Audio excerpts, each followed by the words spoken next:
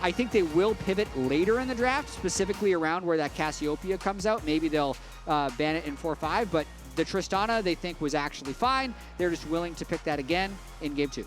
Yeah, and coming over on the TL side, they are the ones actually taking Ezreal off the table instead of locking it in. Is this a surprise to you guys that after the heavy nerfs on Tristana that we're still seeing like a heavy presence on it? A little bit in this game, I would say, because the win rate is not inconsequential. I think you can adjust, though, and possibly manage your mana a bit better. We're going to have to see more of it. I'm not surprised that we're still seeing it. Yeah. I don't expect to see it first pick the whole week, though. Yeah, I think I'm also not super surprised to see it, especially like Ivern Trist is something that obviously we kept seeing a lot of on 14-13 pre-Trist nerfs. Yeah. And I think teams feel really, and again, this is sometimes an indictment of teams, they're a little bit slower and they maybe feel like the nerfs on Trist aren't nearly as bad to warrant not still playing it when they're really, really used to playing around that champion. Yeah. And I assumed coming out of that last game, who had played a little normally, that the Leona pick that we saw last game, still seeing it this game, would have some difficulty because you're playing up against double AD carry, Tristana, Kalista with Braum and Ivern. So like that kind of composition, I do think DIG should feel pretty confident about it. Of course, these are the nerfs that we were talking about in 14-14. Yes, the base HP nerfs on Corki, but remember in the previous patches, he was getting hit pretty hard. So he's been getting nerfed quite a bit, but still, of course, prevalent enough to be getting banned on red side consistently. And Jatt, you mentioned how you thought DIG did not feel like it was a draft problem. Very obviously locking in the exact 3 same picks on blue side as well with the Trist, Ivern, and the Braum, which Braum actually ended up doing quite a lot of work in some of those mid-game team fights where they were almost going even with TL. Yeah.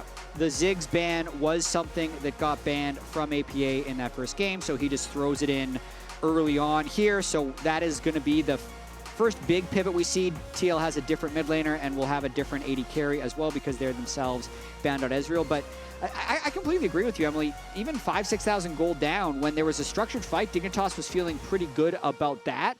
So totally fine with them running it back in terms of the champions so far. What I'm going to be interested in is, we also saw changes that we didn't get to talk about because there were so many changes within the patch, was the Aphelios changes. Yep. Sure. So, of course, best Aphelios player in the league has to be Yeon. And also, someone that you've mentioned regularly, Emily, in being able to play the Ziggs is Yeon.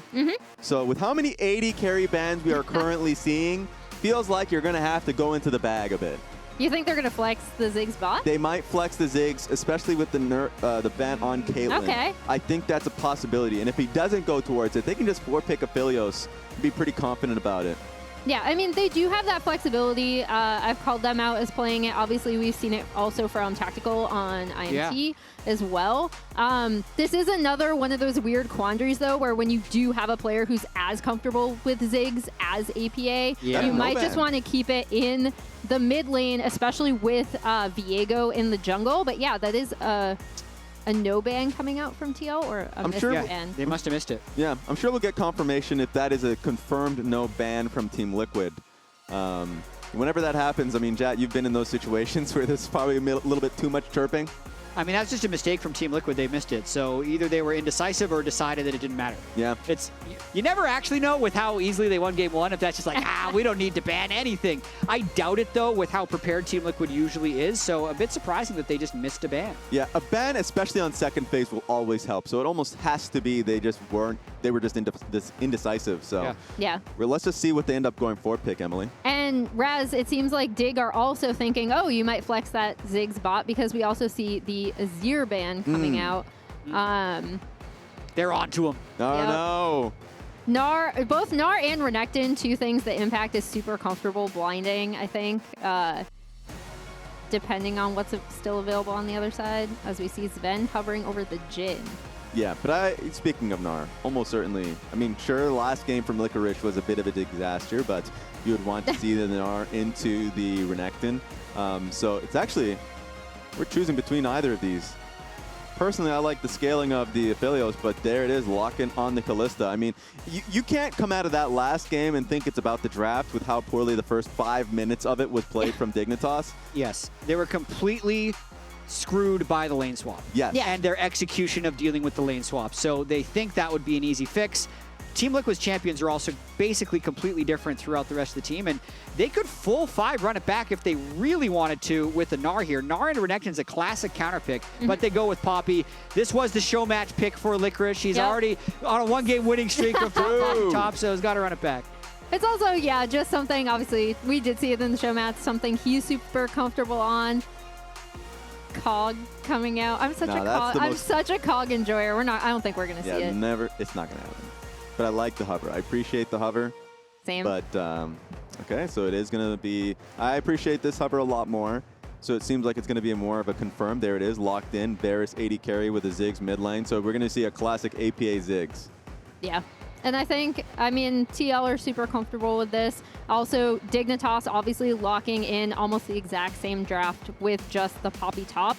I think with better early game scouting and kind of anticipating that the swap is going to come through, not going for some of those dives on bot, they're relying on their execution to be a lot better. I'm still going to favor Team Liquid on this one, I think more because of their 7-1 season score than necessarily these team comps, because I do think DIG has a lot of good things going for them. Still a bit too heavy on the physical damage, but they don't have like a Jax that can armor stack as well in this game on the side of Team Liquid. So I like DIG's chances a little bit better in this game too. That's it for us. Casters, take it away. Thank you. That's me. I'm a caster. I'm back. Jatt's not coming. Licorice, actually here, it is kind of a meaningful change. Mini Gnar is really easy to dive. So if there is a lane swap, then Poppy at early levels is much better at dealing with it. Poppy is just way more robust, quite good all around as well. W is going to help out later with Viego, with Leona, with Renekton. So Licorice here, I think, with a good adjustment. Yeah. Dignitas not fully going back down the same road. Meanwhile, APA opted for the Ziggs with it not being banned this time around. Yeah. So he does get his primary. Well, actually, I would say it's the secondary one trick because he chose Aurelion Sol as his main one trick for our show match that we did. Yeah. So this is the secondary one. Oh, we got a lot of all chat this time around. Ooh, what do we got? Okay, GLHF, you guys don't type now. I'm just confused. It won't work on us again. How you guys didn't win in 15 minutes. We are learning in real time. That's true, kind of embarrassing. You, okay, I'm not going to read. Well, they had it on screen, so. That's, if you read it, you read it. But the important thing is I never said it. If you know, you know. If you were here, then you know. Yes. And we'll never. You had to be there. We'll never speak of it again. But everybody here, chat, I see you. This is our secret, okay? Nobody ever repeat that. Nobody say anything. We were all here in this one glorious moment together. Yeah, and that's what matters. That's going to be something that we share forever. And Dignitas. Just a part of us from here on out. Dignitas and Team Liquid are going to share that first game forever, too. That's going to be looming in their minds here in game number 2, where we do not have the lane swap, and we get to see Zven and Isles with their Kalista Braum here into the TL bottom lane. And of course, as the Observers has taken us up to the top side, Licorice on his signature Poppy pick. Yes, sir. If you didn't catch it, by the way, we did a signature pick, you know, basically like your favorite champion that you have the strongest connection to in League of Legends during the break. Oh, and I Licorice, saw that. Yeah. Actually, I was there, and my friend Clayton was also there. Yeah. Licorice, of course, chose Poppy, so he is on his basically one trick too. It's not just APA. I like that. I like that. Poppy into the Renekton, like you already talked about. Or main trick. I think main trick is a better term than one trick. Yeah, because if you're a one trick, you only play that character. Like you dodge if it's banned or whatever. But if that's your main trick, it's like, all right, you've got a bag of tricks. Yeah. But this is the one that's always on top of the bag conveniently. Poppy is Licorice's main trick. Yeah. Easy. Nothing to it. Okay. Figure that one out. Meanwhile, APA here. Having a fun time on his Ziggs with the first strike, by the way, cashing in some first strike money already. Nice little bump there on the rocket jump from Jensen. APA had the satchel charge there as he was coming in. Round 2, though. Yeah, Jensen, he's got backup from Spica, so he knows that APA can't turn around and fight it at all. APA is going to get knocked low, but he will be able to drink one of those potions to heal back up a little bit. His Impact has control over the top lane. You would expect this early on. Renekton tends to bully a lot of top laners. And hey, at least this time, Licorice doesn't have to deal with a lane swap right? At least this time, the bottom laners are staying down there in the bottom lane. Top laners get to have their honorable duel. Yeah, I mean, Licorice did not give Impact 2 early kills at the beginning of the game. No. It was the other two on the other side. Well, it's worn down. He's probably... Oh, Licorice with the flash for the wall slam. Could have been cooler if he had cooldowns back, but... If he would have got a kill off of that, that would have been totally sick. Problem is, he now does not have flash. Flash advantage to Renekton with minion wave pushing away from Licorice's side.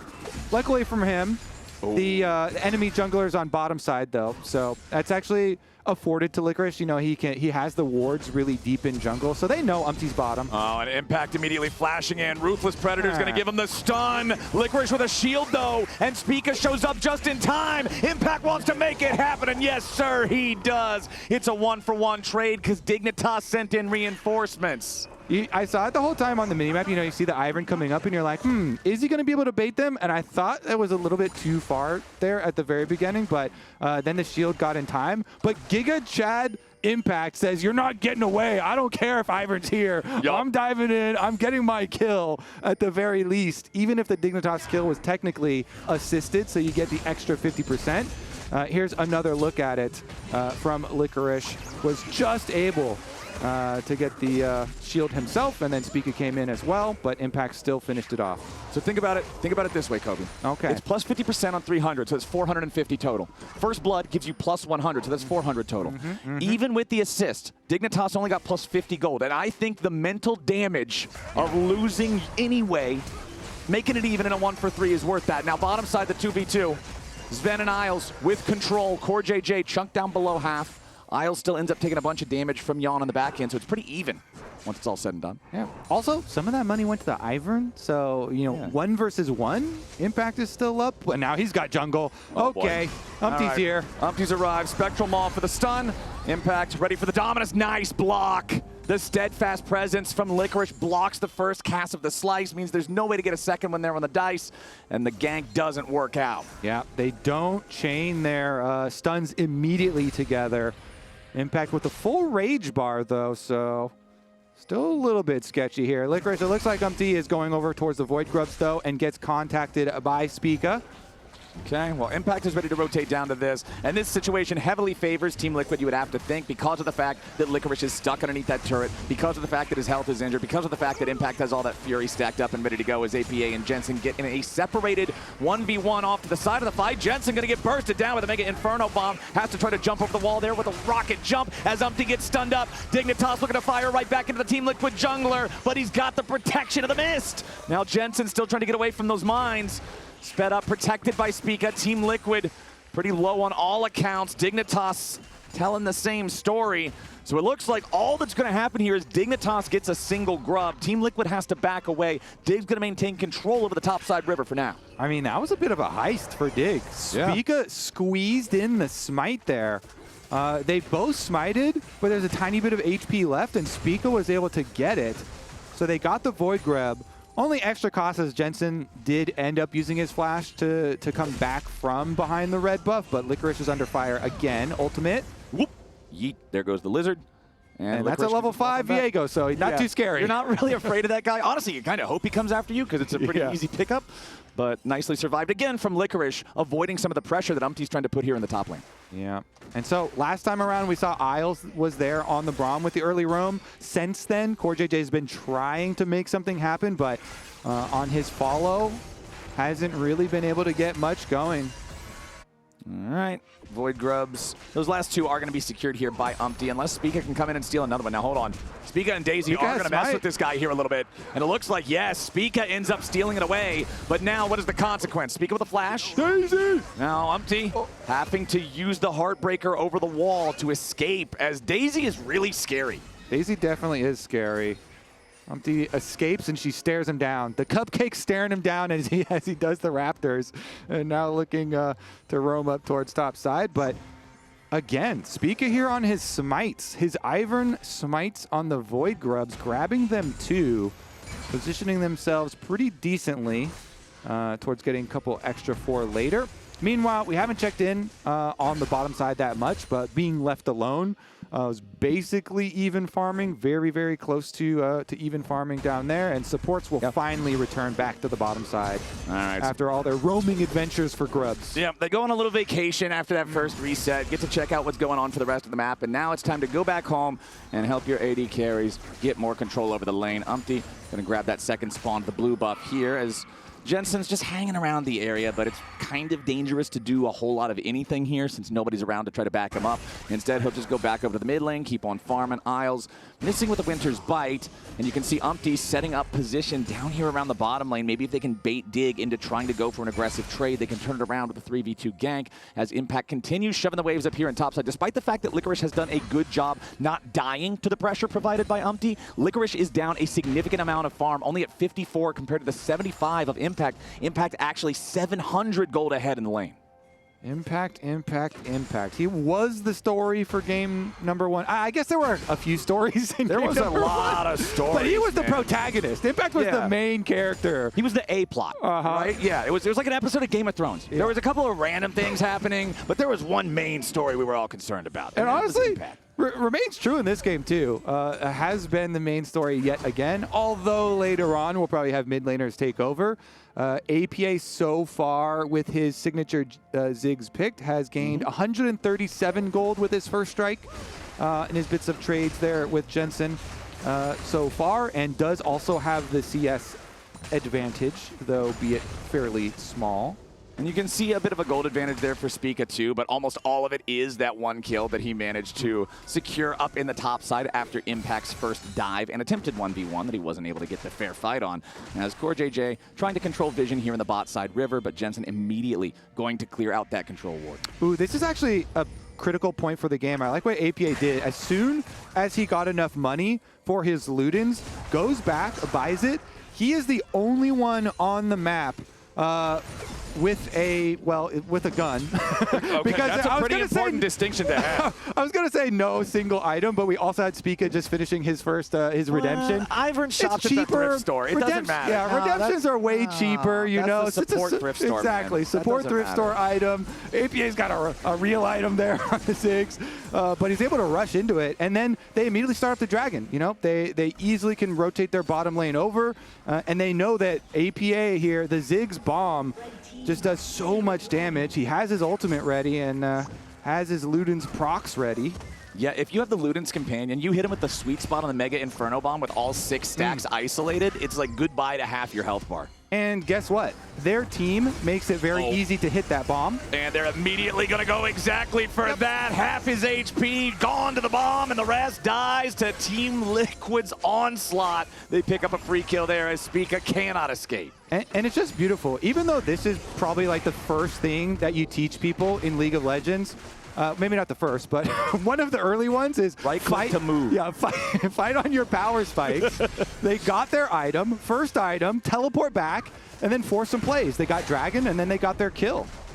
Nicely done from TL. Up about 1,000 gold here so far as APA just keeps putting the pressure on in the mid lane. It's Umti back in the grub pit. Remember the first time that he tried to do this? At home. It was Dignitas who ended up getting the better of it, with Spica coming in to steal away 2 of those grubs on separate occasions. But it looks like Team Liquid should be able to acquire that 4 spot this time, which importantly gives them the Void Might spawns. Yeah, Team Liquid pretty happy about those changes to Void Grubs, where they can at least still get their single Void Might spawn buff. So as many of them as Spica was able to steal away, not quite enough to fully deny there. And a lot of it, of course, is afforded by your top laner being ahead. You see Impact coming down, lending his presence to make sure they get that deeper ward. And Spica with the annoying recall stop here, plus the Daisy pop on APA. It might even be more than an annoying stop. Daisy going in to tank the turret. Daisy will die for that, but hey, it doesn't matter. They force the flash into APA. Back up in the top side, Impact continuing to scrap with Licorice here. Does have the Phage in the call fields, but no fully completed item means he won't be able to bully the Poppy as much as he would want to. I really respect the timing on his auto attack. Even though it's such a small thing, didn't mean anything. As Umti is able to avoid the stun lock under tower. Impact waited just until that shield falls off for Licorice and gets his auto attack in there as he's just like walking side by side right next to him for the small amount of distance. But so those small things when you squeeze in just a tiny little bit more. You can try and wear down that Poppy. Those are the kinds of small things that can have you win a world championship over 10 years ago and still be at the top of the league all that time later, you know? Or win the previous game by an overwhelming landslide. Yeah, all of these things, somehow they just mix together in the same bucket, my friend. And right now, Team Liquid still enjoying that 1,000 gold. You got the Rift Herald spawning in under 10 seconds. It's not even remotely synced up with the Drake timer, so if either one of these teams is even remotely interested, I expect to see a bit of a scrap over this Herald. All right, I'm always down to look for an interesting little scrap. This time around, TL, the gold lead is not nearly as far ahead. No. But again, if we look at the items, the Kraken Slayer plus the Black Cleaver have joined the side of the Ludens on Team Liquid's side here. So their top side of the map have these offensive items completed. And the other side of the map just only has support items completed for Isles and for Spica there. So Team Liquid feeling quite good about their setup here. Brush Camp for Umti is sussed out by Spica. And with Isles by his side, Dignitas will clear out these control wards. I mean, if you think about it, at this point in the game, in game number 1, TL was 5,000 gold ahead. So for Dignitas, this is significantly better. About nice. 4 times as bad as... 4 times as much better, 4 times better, whatever. It's 4 times better than what it was in game number 1 as TL still just making sure they've got enough guys around this area to challenge Dignitas if they want to go for this Herald. Licorice does have his teleport ready to use, so if he needs to go back to base, finish the completed Sunfire Cape, and then return, he could do just that. Going to trade aggressively with Impact in the meantime, but the problem is Licorice might not be able to get away. Umti's coming in, APA tosses out a bomb. Licorice still continuing to retreat for now. Ooh, Mega Inferno bomb for practically nothing there. So APA's ulti getting almost no value. Dignitas might still try to look to make something happen as Isles drops the Glacial Fissure onto CoreJJ, and it's Dignitas bringing more to the party more quickly. They're going to try to burst down this enemy support, but he's a Leona. He's very tanky. CoreJJ getting away. The bait is complete, and Impact jumps into the middle. A nice Keeper's Verdict knocks him right back out as Umti and Yeon go back over the wall. Dignitas still trying to get themselves back out of here without any tragedies, because in the bottom lane, Jensen's putting moves in the tier 1 turret. Exactly, the whole point there. 4v5, Dignitas forcing some flashes as they engage on Team Liquid, all while Jensen is able to get solo gold on that outer tower on the bottom half. They hold on to his TP. He does not join the little skirmish here. And so now we have to look forward at the next play. Okay. Biggest thing wasn't even what we just saw on screen, even though it was very nice getting solo gold on Tristana to complete a Kraken Slayer plus a Zeal now. In the hands of Jensen, but now they have double teleport advantage over Team Liquid. Let's see what DIG can cook with that. That's always one of the things I try to keep my eyes on, especially for a team like DIG where they're in the middle of the pack and you're trying to see, well, how good actually are they? What kind of a macro lead can you get with a 2-0 TP advantage? I feel like, Kobe, this should always be at least a turret by the time Team Liquid's teleports come back up. Well, they're sending Jensen again up to the top side to try and get that turret. We'll see how much work the Tristana can get done up there, because Dragon is available, and it'll be the objective that TL try and use to draw Dignitas to try and avoid Tristana getting this turret. I wonder if DIG will just opt for the turret money for Tristana anyways and just get more money onto Jensen and say, you know what, a single Dragon, not really worth. Impact full sending it here with the Dominus. Mega Inferno Bomb coming to back him up, but it misses. Licorice getting away. Umti trying to complete the kill down here with the bottom lane. But that's the Poppy main trick, baby. He slams him back into the wall, but APA swoops in to make it an even trade. And he goes down in the aftermath, but still with the signature pick play there. Another nice wall bang from Licorice. Got the angle onto Umti. Kills him under tower, and Jensen is farming up a storm, Flowers. They did buy the time for him to get the top turret, plus shove that wave, and then teleport down to bottom side to keep on farming. Jensen is just going to town on these minions and these towers.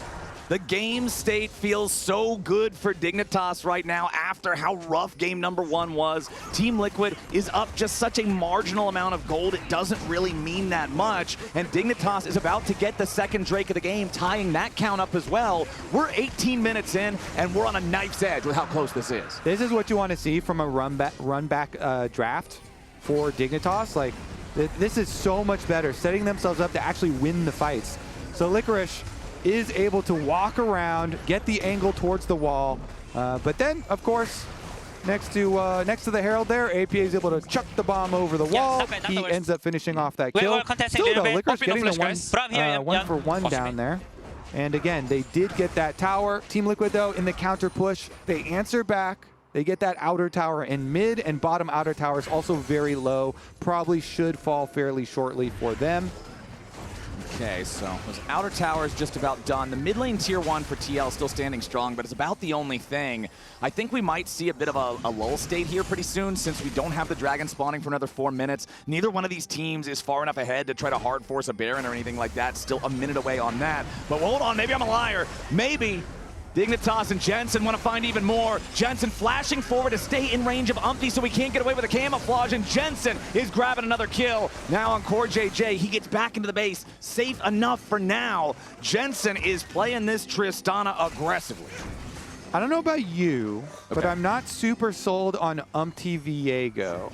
No. I think that the coach interview we had before this game and all the focus on the Sejuani Maokai play that Team Liquid had been doing was correctly placed. And I think Dignitas here in this game feel pretty confident as far as their team fight is shaping up. Again, this is even more difficult to team fight into because they added the Poppy on top of the Braum Ivern that they had last time around that we were highlighting. So things actually looking quite good for the prospects of us actually getting a 3-game series, Flowers, which is not something you would have said after watching game number 1 or in the middle of watching game number 1. It's not even something that the Dignitas players said coming into the series this week, right? Like, they're saying scheduled loss, we heard from Zven, but hey, they're playing so much better in game number 2. We are also now only 1 kill away from Jensen passing double lift on the all-time kills ladder here. If he can grab 3, right? Exactly. All-time. If he can get 1 more kill, because he was 2 down before, got 1 already. Well, hey man, he's got 2 completed items with the Navori and the Kraken Slayer. He's got the BF sword working towards that Infinity Edge. I say it'll be pretty difficult to not have that Tristana get another kill this game. Is it worth doing a chat poll? Do we want to see like 100% of chat say yes? I think we got to save the chat poll for something closer I to think that. We There's do. Like no way. Put it up. There's like no way. Hold on. We got a up. TP coming in. We got some action about to go down. Umti stunning up the Braum, but Isles isn't really a priority target up here. Spica and Jensen trying to fire back. Umti's Viego having to flash away just to stay alive, and now Impact might end up paying the price. The Croc's in the middle of everybody, but a nice Mega Inferno Bomb over the top, looking to try to keep him alive for an extra second longer. Isles still here frontlining. Zven grabs the first kill, and the first kill's on Impact. Dignitas looking to find even more now as Zven's ready to go in, throw in the Braum bowling ball. They find the lockup, the lockdown on APA. One more auto attack's gonna get him stunned, but it ain't gonna work. Umti's still over the wall as Licorice jumps in and brings down the hammer. It's a shutdown over to Isles. Merry Christmas, APA. Dignitas 3 for nothing. Jensen passes double F for 3rd career kills all time. I told you we had to get that poll up quick. I don't think we got it up in time. I gotta be honest, that would have to been lightning speed to get it up there. And then Isles also steals the shutdown there with the fadeaway Braum Q. All right, now, Kobe, you were talking about you don't know about the Umti Viego. Yeah. You know how whenever a player's popping off, we say we want to buy some stocks? Oh. I'm here to short some Umti Viego stocks right now, brother. I do not think that this is the pick for Team Liquid or for this player. Umti's Viego seems to really be struggling in a lot of these bigger fights. He almost gets caught. He almost gets popped. Impact has to come in and save the day. But just like in a movie, man, the dramatic sacrifice to save his friend, and that just makes the fight unwinnable for TL. And I just feel like Ivern scales so well for team fights and just makes it so hard for any melee carries to play into a Dignitas comp here.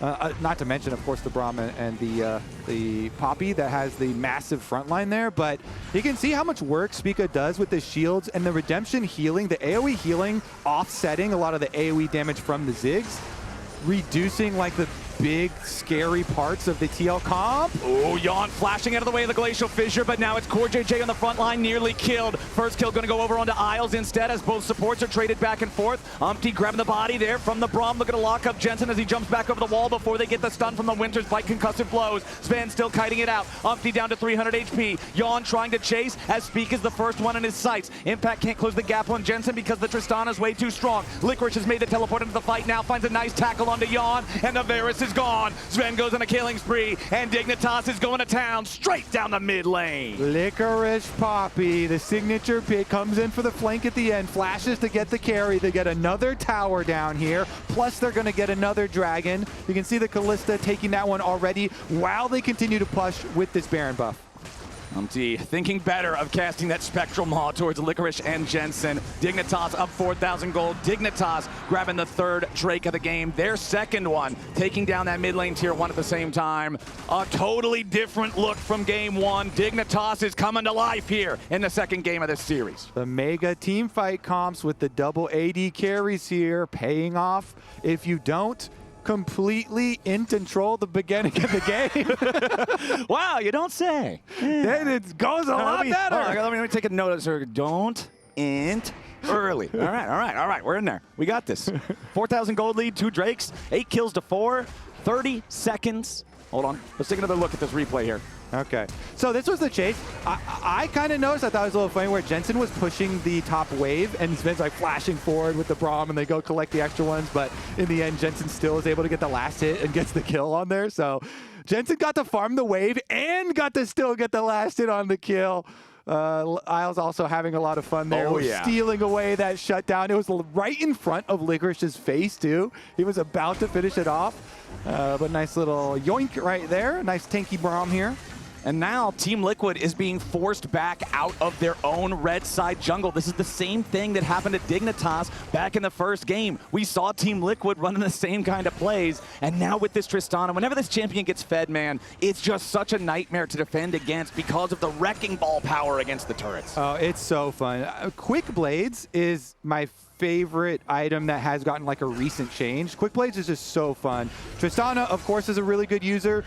There's a lot of melee champions that are actually like Shyvana and Volibear, both really good users, but the Quick Blades just makes Tristana feel so fun. And when you get your 3 item power spike, you're tanky with your Bloodthirster, plus you have a lot of damage. And then once he gets Infinity Edge on top of that, then it goes Omega. And I'm glad you bring that up because game number 1, we saw him go for the Infinity Edge because he had to try to maximize his damage for any chance of a comeback.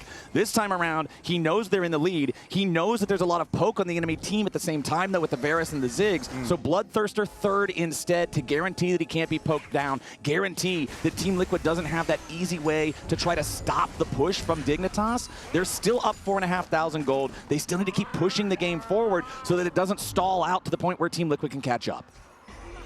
All right, Jensen, most farm in the game with his side lane pushing, constantly getting these waves, got a lot of solo tower gold as well. Even though in the beginning the game was down. Here we go, Braum jumped on, but yeah. Isles takes so much damage, though. Every time a team catches Braum, you always got to wonder if they'll actually get him. APA has the firepower, though. That artillery shot going to guarantee that they get it with a Mega Inferno Bomb. Yeah, they had 4 people ready, so it's just full DPS dump into the Braum, even with the Unbreakable. They actually break it. Yeah. So I don't know about the false advertising on that one, Flowers. Yeah, it's there's a little asterisk at the bottom. Sometimes breakable. Yeah. Super small print at the bottom that the lawyer reads off at the end of the commercial. If you have 4 people with unchecked DPS on you for a good 4 or 5 seconds, then technically breakable. Then maybe it'll be breakable. Exactly.